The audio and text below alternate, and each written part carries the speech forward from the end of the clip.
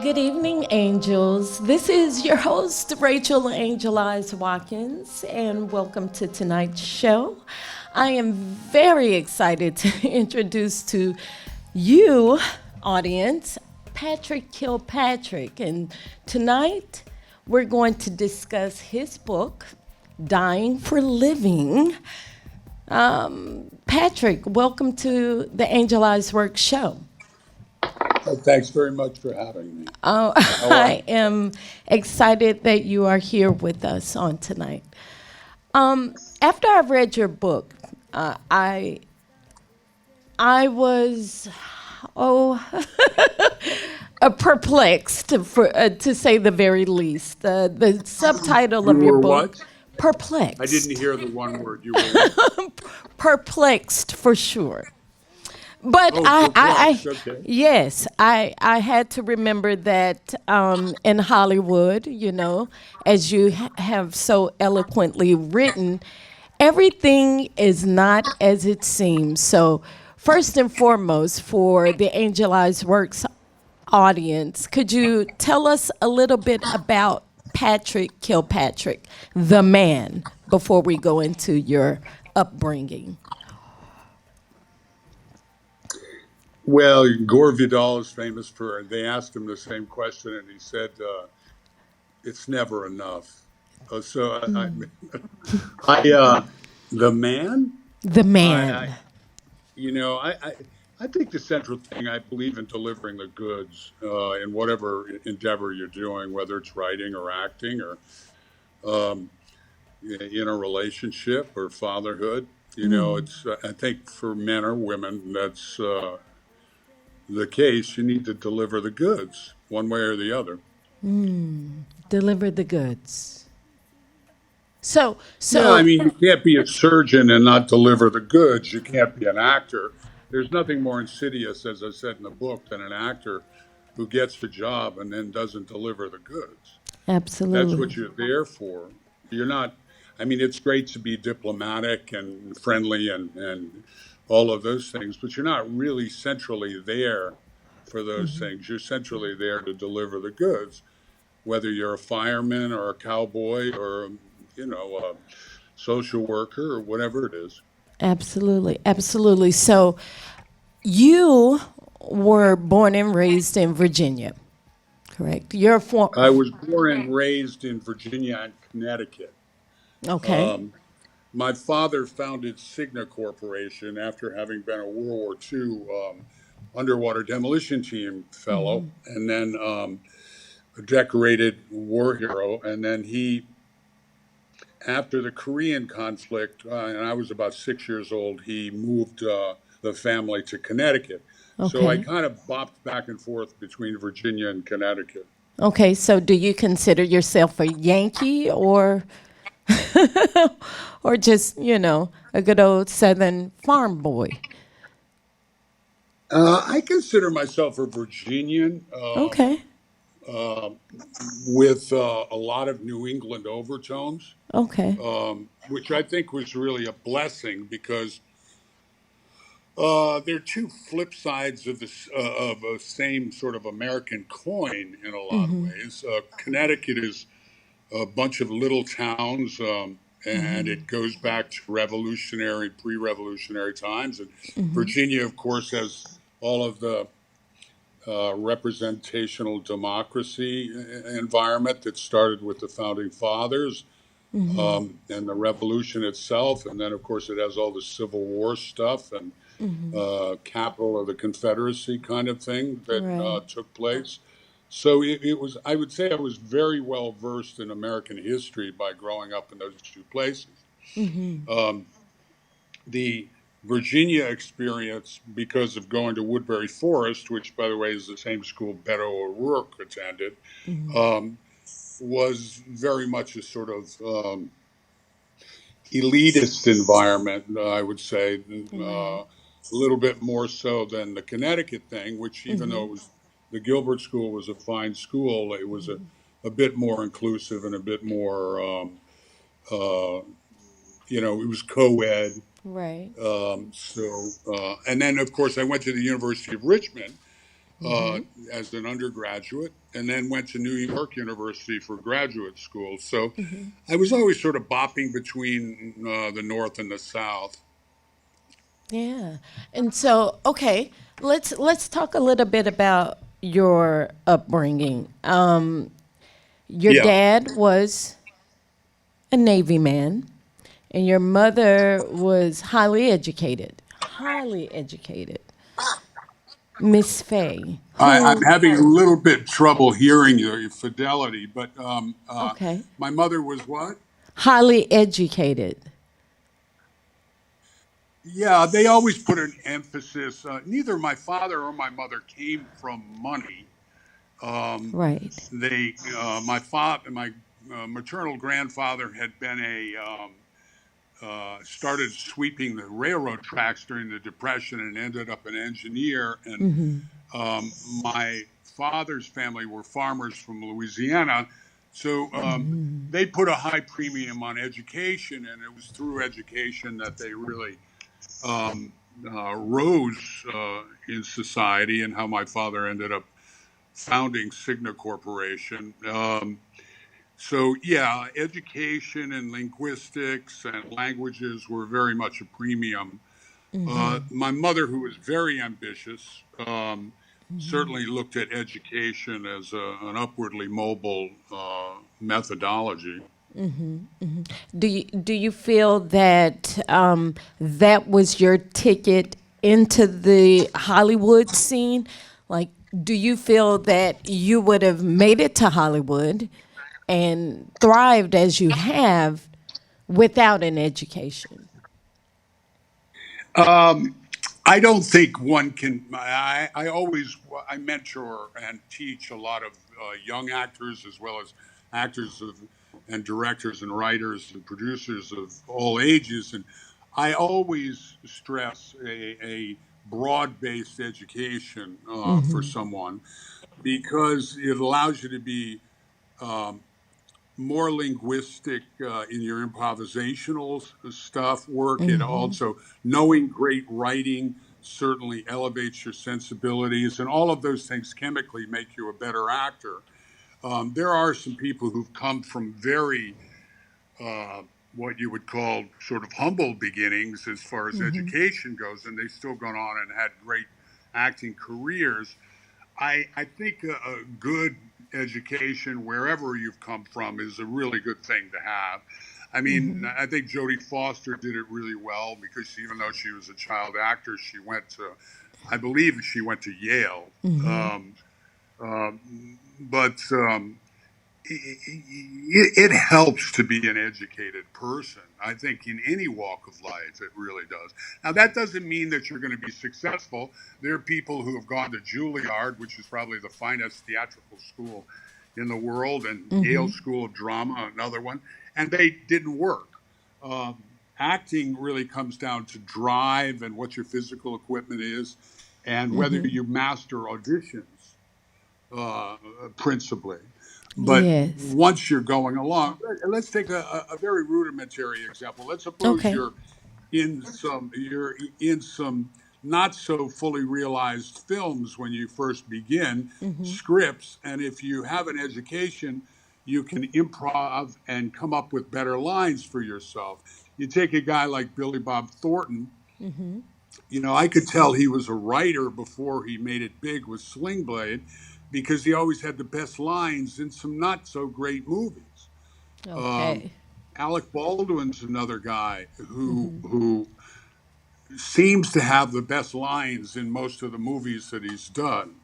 So in a lot of them. So I think these are people who are exercising some education, one form or another. There's people like Jack Nicholson who never went to university, but they brought whatever equipment they brought into. I'm grateful for my education, because it has allowed me to write and direct and produce and act as well, with some facility. So So is that the natural I, progression for most actors? Once you've established yourself as an actor, it's time to start moving behind the scenes and behind the camera. Is that just a natural progression for most serious actors, if you will? I think if an actor is not creating some form of creative life on their own, separate and apart from just the Right. exercise of wandering around town to auditions with your hand out for a job, you're kind of doomed. Uh, Creating your own content puts you on a different informational loop with your peers, and people perceive you in a very different way. And also, it allows a psychological and economic sanctuary from the ups and downs of the normal career that's just based in other people letting you work. I mean, when I go to an audition, and I don't audition much anymore, but uh, just because what work I do is offered to me. But if Absolutely. I would go to an audition, sometimes the moment I left the audition, I really felt like I was going back to my true work, which would be writing a script or producing consulting on a project that I was acting in or something like that.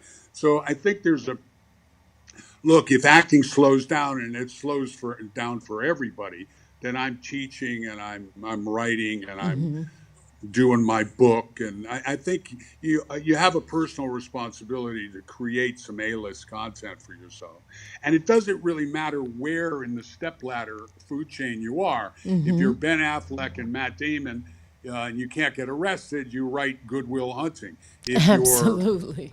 if you're Mel Gibson and you're a vast international star, then you produce Apocalypto and uh, Braveheart and The Passion of Christ, and you direct those things. So, yeah, it's both an evolutionary and a complementary cross discipline process.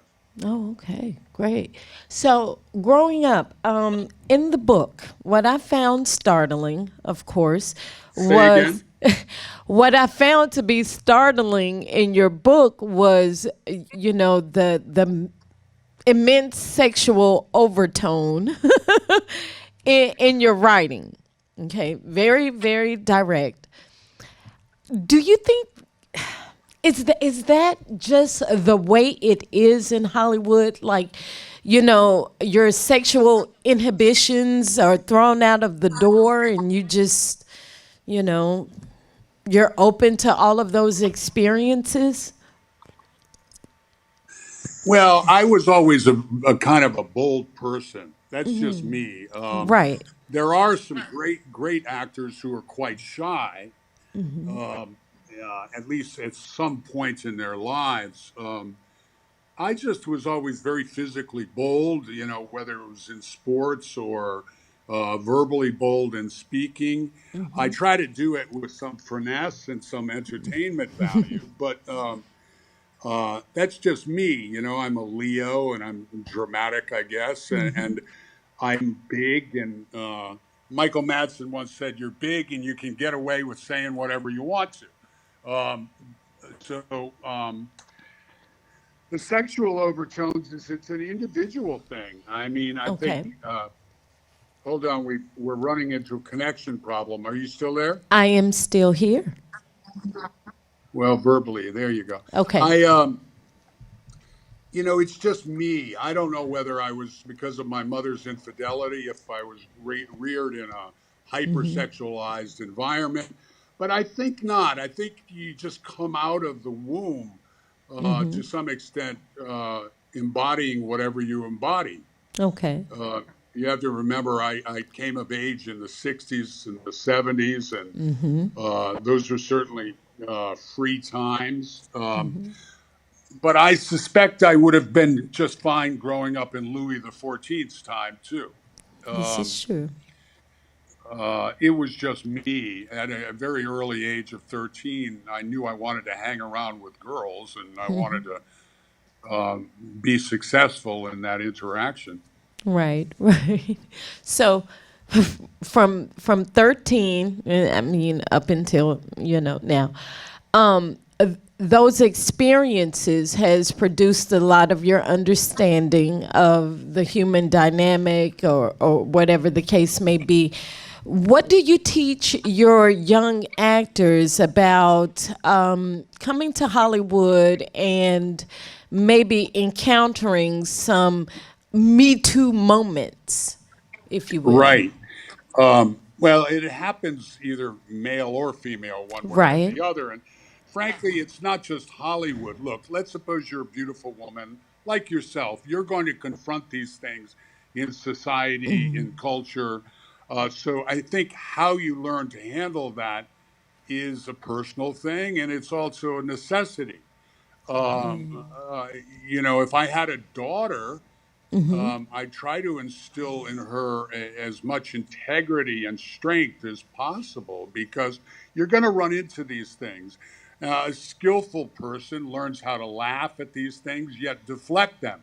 Right. Now, we live in a culture where, uh, uh, you know, you have to be very careful about some of the things you say. But for a long time, entertainment was one of those places where nothing was sacred and Right. that sexual banter existed. I mean, I started in the New York theater, which is predominantly gay dominated, and gay directors, gay casting directors, and every word out of their mouths is sexually charged. Now, I found it funny, and I didn't find it threatening at all. I found it colorful. Now, to somebody else, maybe it would be threatening, but you're going to have to learn how to deal with those things as an adult. Right. I think the danger that we run into is when the norm becomes what is everybody uncomfortable with. You're supposed to learn how to deal with things that make you uncomfortable to some extent. Not that compromises your physical space or compromises your morality, Right. but uncomfortable should not be the metric. Um, I talk about in the book teaching acting. You Yes. can't teach acting without, and we go to great lengths. Trust me, everything is as proper and diplomatic and appropriate as can be, including watching sexual harassment materials and signing waivers and things like that. But I think if you're going to study acting and be involved in the production of show business, you're going to have to deal with all drama involves loss, eroticism, repression of eroticism, um, death, war, all things that can make somebody uncomfortable. But you have to address that realm in order to present, going back to Shakespeare and beyond, the Yes. Greeks. It has to do with lascivious behavior and homicidal behavior and everything. People aren't comfortable with these things, but maybe you shouldn't be involved in drama if you're uncomfortable very easily. Do you have to be strong and be able to deflect inappropriate behavior? Sure. I mean, I had gay casting people come on to me and say I wasn't going to work when I was in the New York theater. I just laughed at them. Of course, I didn't get to work. But I didn't care because I think Right. there's enough people to, if you're not appropriate for that job because of their pathology, then move on to another job. Right. There's other opportunities available. Oh, okay. So you discovered that you were an actor after an incident at a store.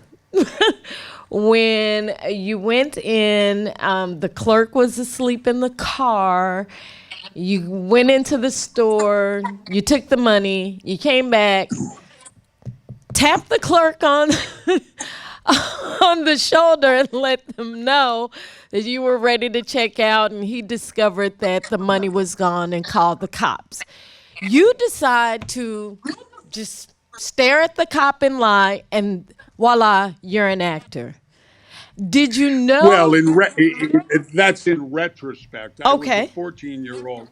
I was a 14-year-old which, by the way, I was driving 2 years before I was a truck driver, a professional truck driver, 2 years before you could get a license at 14. So, So you were acting already. yeah, I was acting already, and I was also conducting myself like a little juvenile delinquent Right. and a reckless maniac, some of which I address in the book. We know now that some of those things are classically symptoms of lack of nurturing.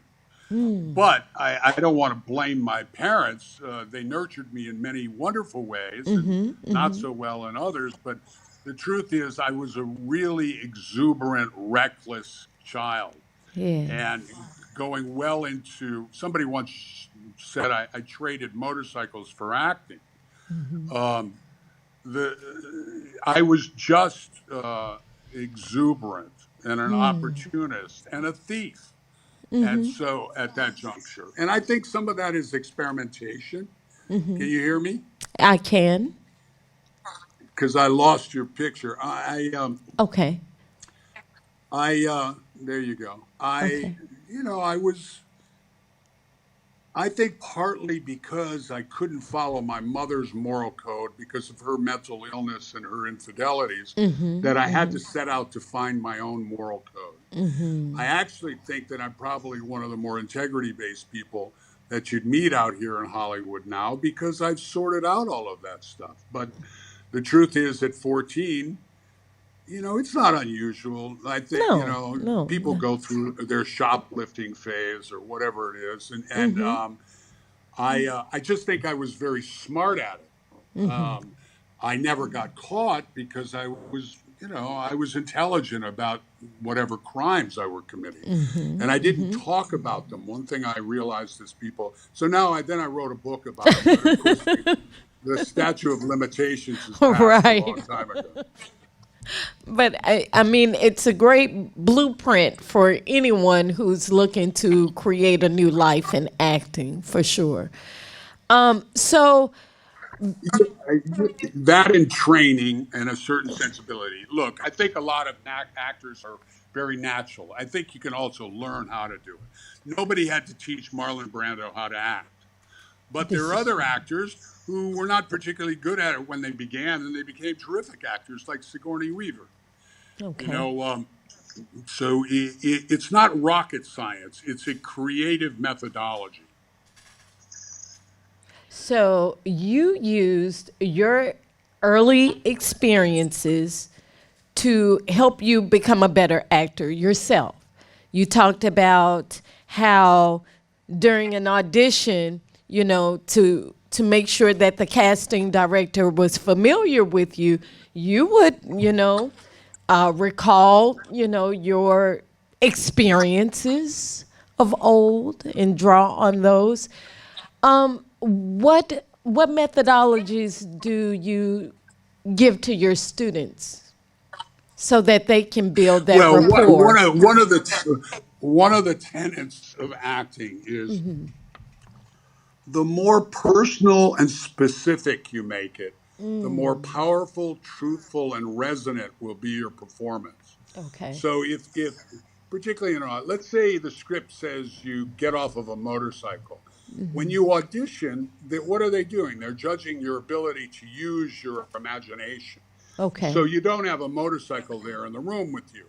But if you have done the backstory work and that you have made that motorcycle personal and specific, and I can draw plenty of motorcycles from my past, then that gives a texture to your performance that you would be able to do without with if you in a more truthful, resonant, and powerful way than if you didn't have that background. I think one of the reasons I was able to swiftly move into acting was after I'd been a journalist and an advertising writer and a bodyguard and everything. You've lived. If I go in and I audition for a boxer, which I did and ended up playing a boxer in theater off Broadway in regional theater, I know what the pain of athleticism is like.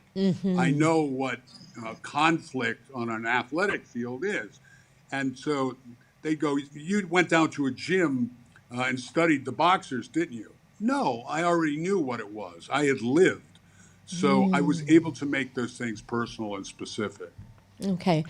That's So, one aspect. That's okay. one aspect of something, of a methodology. I say there are five elements to it. Subtext is another one. What is actually being said Okay. behind the words? Um, what is actually being experienced behind your listening? Um, that's really, the subtext is probably where most actors make a mistake in the beginning. Okay. And why would you say that? Explain that to us. Well, most actors, particularly when they're beginning out, are often really nice people, and they're Okay. very their imaginations perhaps aren't as diverse or sick as mine is.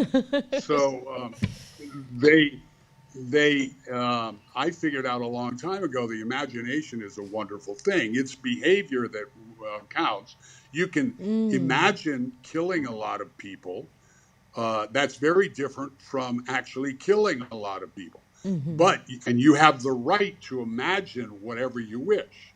So having the ability to graphically and richly imagine, particularly in the case of villains, just Right. insidious and horrible things, since most young actors are good people, they don't spend a lot of time imagining psychosexual or sick things Right. or demented things. So, but you're failing if you don't create your subtext to be very, very rich and graphic. Like they'd say, he likes her. And by saying, hello, how are you today? The subtext is, I really like you. Well, that's not rich and graphic enough. Right. I would say what I'm actually saying when I hug, my God, I want to find a beautiful winter cabin and ravage you in every way a man can ravage a woman, and or perhaps even crazier. You know, so not all subtexts are demented, and not all subtexts are perverted or twisted, but in the case of villains, a lot of them are. Right. That's Um, what eh, makes the villain, right? exactly. Now, you can go, I call it paradox acting. You can go the opposite of that, and you come up with a subtext that's nice and sweet and wonderful, even though you're playing a villain. Right. But you've This got to is come true. up with a very clear subtextual picture of what it is you're saying or what it is you're listening to. Okay, Patrick. That's So why the experience. So go ahead. no, what I wanted to ask you is this: after you play the role, after you've imagined and you play the role of the villain, w- what Yeah. steps do you use to kind of like separate that character from Patrick? That's mostly something that would be applicable for a very young actor. As you move along and you're professional, you switch out of it at the drop of a hat. Oh, okay, It's okay. not difficult at all. I don't have any difficulty separating reality from artifice or what I'm doing. When Yes. when you're younger and you're first starting out, you kind of take these things home with you, Right. uh, and I'm talking about more than just exploring it in your head. Um, uh, there's famous Olivier could tell a dirty joke on the side of the street stage and then walk on and do Hamlet. You know, so the more you do it, the more adept you are at stopping on a dime and shifting gears. The same thing is true of while you're acting. You know, acting gets your adrenaline going, but if you're in command of your instrument, you can bring that adrenaline down in 2 seconds. Your breath is controlled and you're absolutely modulated. And to some extent, that's what makes arresting acting, to be able to stop on a dime and go in another direction. Oh, perfect. Absolutely. So, what would you say about a career as a Hollywood actor for someone past 40? Somewhat Late, late, passport. You mean how they would go past about doing 40. it? A late bloomer. Well, I would have them call me, to be honest. It sounds like I'm being self serving. I'm But not, because it's all about service to them. But, absolutely. there's a lot of people who teach acting and they've never done it for a living. And they don't really know what it's like on the ground on a day to day business. And the thing is, when you're 40, you want to not waste a lot of time. I don't think you want to waste a lot of time at any age, but each person is individual. What are their economic circumstances? Where are they located in the world? All of those things factor into it. If it's like I teach sometimes people over Skype,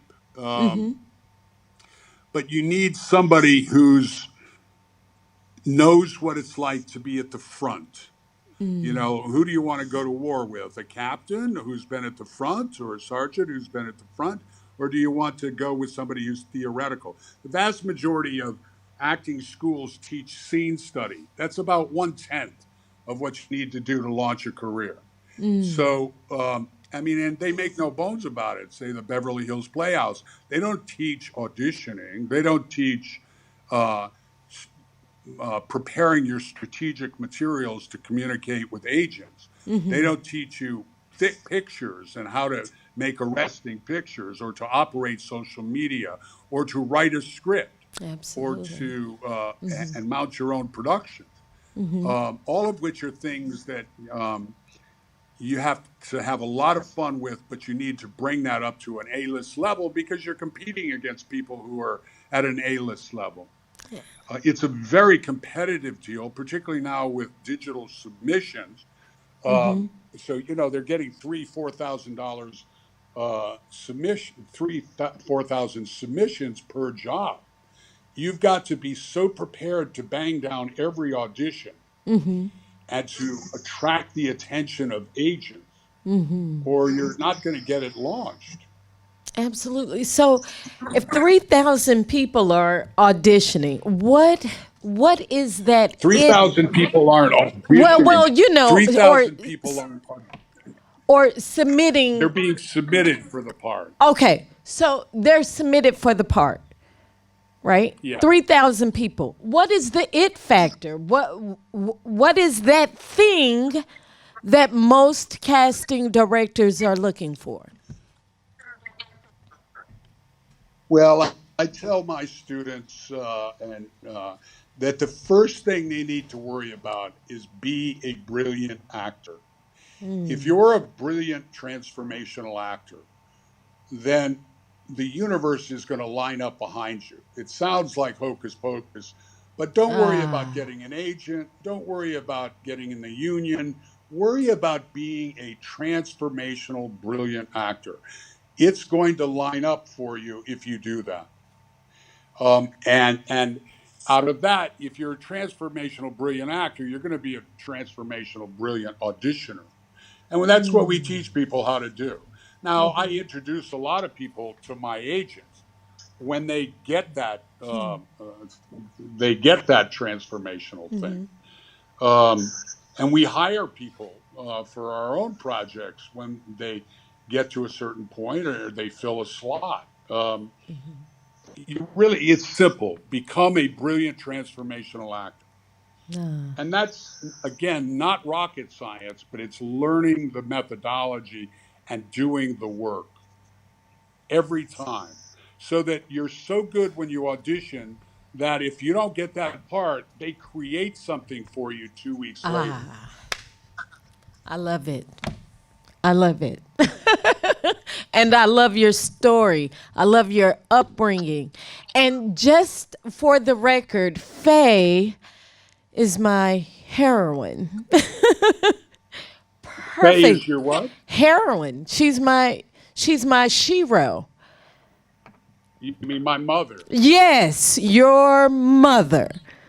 God Well, bless her she soul. was extremely well thought of by her students. That she was a psychologist for and getting them into college and things like that. And she was a very admirable woman in a lot of Yes. ways. Yes. And I'm thankful for all the wonderful things that she gave me. Yes. And Bob thanked him posthumously for his service. And I Absolutely. wanted to ask you a question about your brother. How is he? David. Uh, my brother is living in North Dakota, and Okay. he's clean and sober. Great. He's he's recently bought a house, and he's got two lovely daughters and his wife of long time standing. I That's a good question and a painful one. See, Yes. when somebody has gone through that level of substance abuse periodically in their life, you never know what's the truth and what's not. And I just pray for him that he continues to be happy and stays on the straight and narrow. Absolutely. And your sisters, how are they? My sisters are doing well. Kathleen is an emergency room nurse supervisor at the University of Virginia. I'm Okay. sorry, Tracy is. Okay. And Kathleen is recently retired as the head of the historical department of all the state of Virginia, a huge job. And Yes. she and Tracy recently bought a place together near Charlottesville. Good. And Lauren is a challenged student teacher in Connecticut, Okay. and they're all doing well. Her daughter just graduated magna cum laude from Salve Regina College in Rhode Island. Okay. Um, so they're all doing well, and my nephew is an officer in the Army, and Wow. my other nephews are retired Marine recon guys and doing well. So everybody is hanging in there. No tragedy yet. I hope not. Absolutely. Absolutely. So, would you say you have softened a bit as you have seasoned yourself in Hollywood? Seasoned myself? Yeah, I'm about Yes. as seasoned as you can get. Uh, I think I'm without a doubt a world weary veteran, but I don't really uh, look upon it with any kind of jaundiced eyes. I've got a couple of projects at a studio level that are operating really, really well. Okay. And I'm polishing volume 2 of the book, which is all show business, my whole time in Hollywood. Okay. Great. And that's Dying for Living Wasted Talent in the Valley of Debacle. Ah. And my youngest son is illustrating that. He's a brilliant student. He's the number one student at the California College of the Arts architectural program and Oh wonderful wow. caricaturist. Okay. My other son is just making application to medical school. Very well. So they're doing. Everybody's doing very well. They're big surfers, which I really am happy for them that they do that. Yes. Well, I look forward to volume 2. I thank you so much for stopping in with the Angel Eyes Work Show, Mr. Kilpatrick.